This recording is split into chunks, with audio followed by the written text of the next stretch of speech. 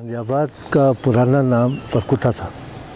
परकुता जो कि संस्कृत ज़बान का है, इसका मानी ये है कि वो छोटी आबादी जो छोटे पहाड़ों के बीच में काबिल काश्त हो। और परकुता का एक और भी मानी लिया जाता है परिकुता, यानी परियों का घर भी कहा जाता था उस वक्त।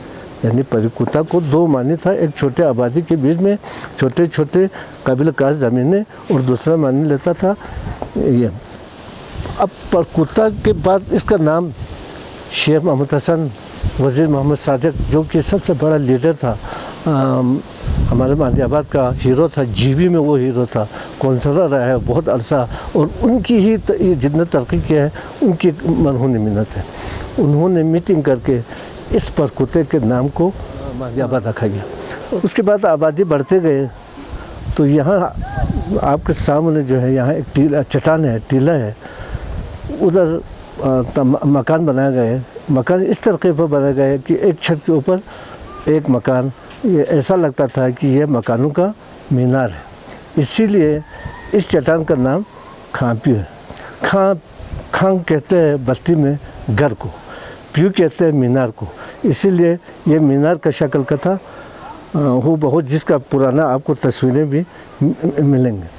रहा इसका एंट्रेंस, इसके चट्टान पे 500 चूल्हा आबाद थे। सिर्फ वहाँ पे एक सद्य दरवाज़ा होता था और उस दरवाजे के बगैर कोई और दूसरा एंट्रेंस नहीं होता था, और उस दरवाजे पर 3 पासदार होते थे। उन पासदारों का काम ये था शाम को बंद करना, सुबह दरवाज़ा खोलना।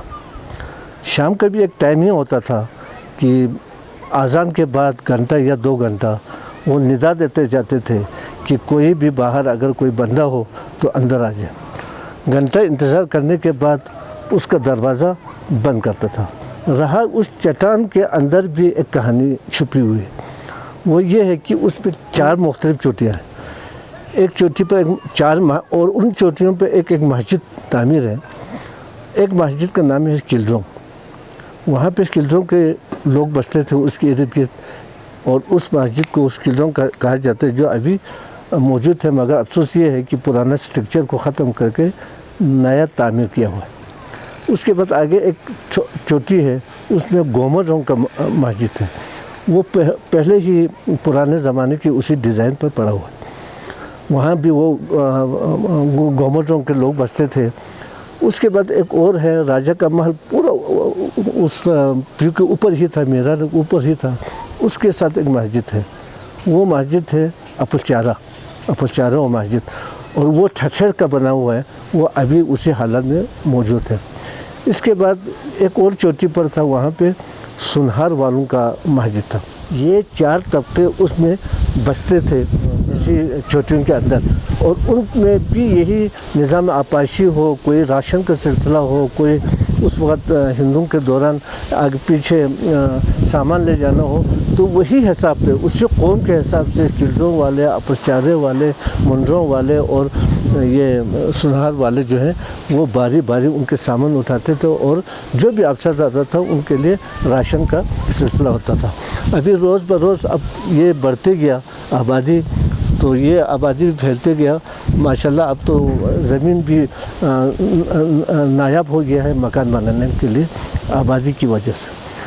1438 के बाद ये पूरा बुद्ध मज़हब के लोग थे, तो 1438 में अपना सैयद मोहम्मद नूर बख्श आके इस्लाम की इशाअत शुरू की, तो यहाँ सबको मुसलमान बनाया, इस्लाम बनाया।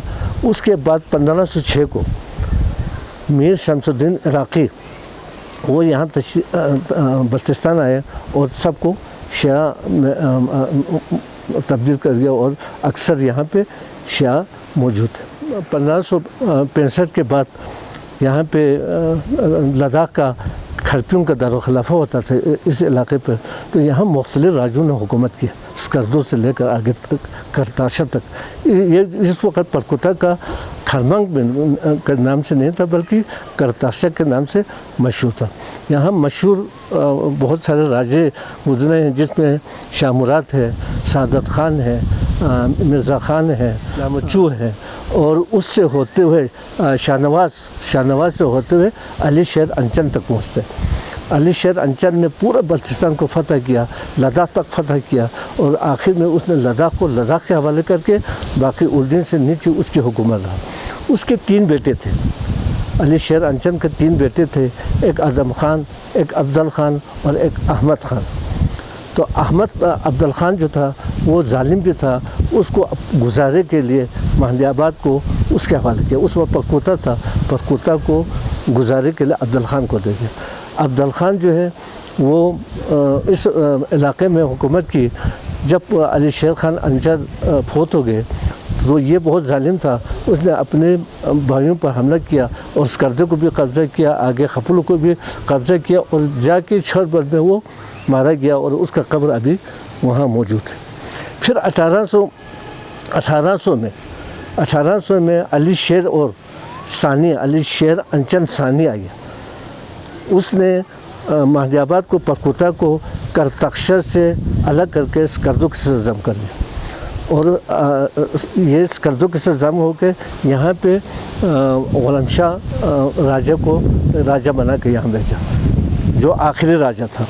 پھر آگے سے خپلو سے، روندو سے، آگے پیچھے سے ان پر بھی حملہ کیا گیا، اور یہ پناہ لینے کے لیے اسکردو چلا گیا۔ اسکردو سے اس کو گرفتار کر کے کشمیر لے گئے۔ ابھی تک وہ کشمیر میں فوت ہو گیا، اور وہاں پر ہے، اور اس کا خاندان ادھر ابھی بھی موجود ہے۔ پھر یہ یہاں کی باغ دوڑ جو ہے، مالیہ خارزن کہا جاتا ہے، ریونیو سسٹم جو ہے وہ کلیکٹ کرنے کے لیے یہاں پہ وزیروں کو نامزد کیا، اور نمبرداروں کو نامزد کیا۔ نمبرداروں کا اندر مدبر بھی ہوتا تھا، چھرو بھی ہوتا تھا۔ ان کا کام تھا یہ جنسی چیزیں اکٹھے کرنا، مالے اکٹھے کرنا ان وزیروں کا۔ اس کے بعد ہم انڈیپینڈنٹ ہو گئے۔ مہدی آباد جو ہے نہ وہ اسکردو راجہ کے ساتھ نہیں رہا، نہ وہ تلت کے راجہ کے ساتھ نہیں رہا، نہ کھرمن کے راجہ سے یہ وزیروں کے کنٹرول میں چلا گیا۔ ڈوگرہ راج میں زوراور سنگھ وہ بلتستان پر قبضہ کرنا چاہتا تھا، تو وہاں سے کشمیر سے، لداخ سے حملہ کیا، تو اسکردو کے راجوں کو پتہ چلا، تو وہاں سے شگر سے، روندو سے، خپلو سے، ایون ہمارے مہدی آباد سے بہادر لوگوں کو روکنے کے لیے چچتھان لے گئے۔ تو چچتھان میں مقابلہ ہو گیا، ان کی تعداد بہت زیادہ تھا، ہزاروں میں تھا، جبکہ یہاں راجوں کے دفاع کے لیے جو گئے تھے، ان کو روکنے کے لیے گئے تھے، ان کی تعداد بہت کم تھا، اور بڑے سر و سامان حالات میں تھے۔ وہ بڑے جدید ہتھیاروں کے ساتھ لیس تھے۔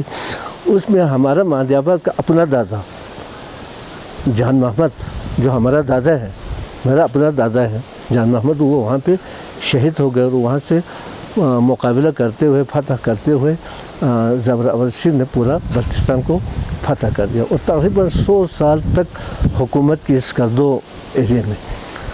جب 1947 پہنچا، پاکستان وجود میں آ گیا 47 کو، قائد اعظم کی کوششوں سے، علامہ اقبال کی اشعار سے لوگوں کو بیدار کیا، تو وہاں ایک مسلمان کی الگ ریاست ہو گئی۔ تو یہاں بلتستان میں بھی اس کا آزادی کے لیے ڈنڈوں کے ساتھ، مشوں کے ساتھ، ٹوپیوں کے ساتھ مقابلہ کیا، تو اسکردو چھاؤنی کو محاصرے میں لیا۔ چھاؤنی کو محاصرے میں، تو وہاں چھاؤنی میں جو ڈوگرے بیٹھے تو انہوں نے خفیہ طور پر کرگل کو اطلاع دے دی کہ ہمارے کمک کے لیے فوج بھیجا جائے۔ وہاں سے 500 فوج جو ہے وہ کمک کے لیے بھیجا۔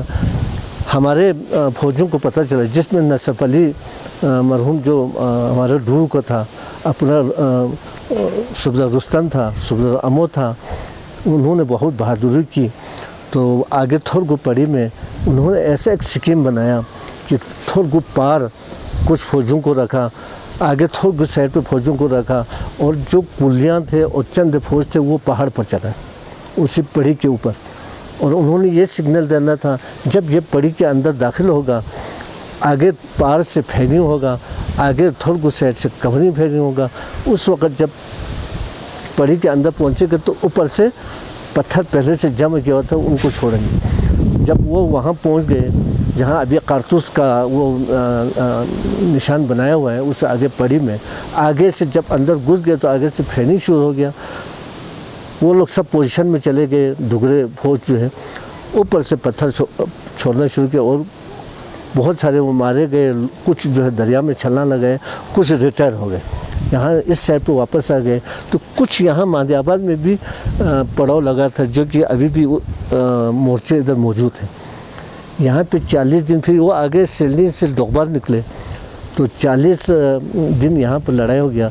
हमारे पाकिस्तानी फौज पार पहाड़ों पे चले गए, इस पहाड़ पे चले गए, तो मुकाबला किया। यहाँ से भी उनको पसपा करके ये तो 1948 को ये आज़ाद हो गया।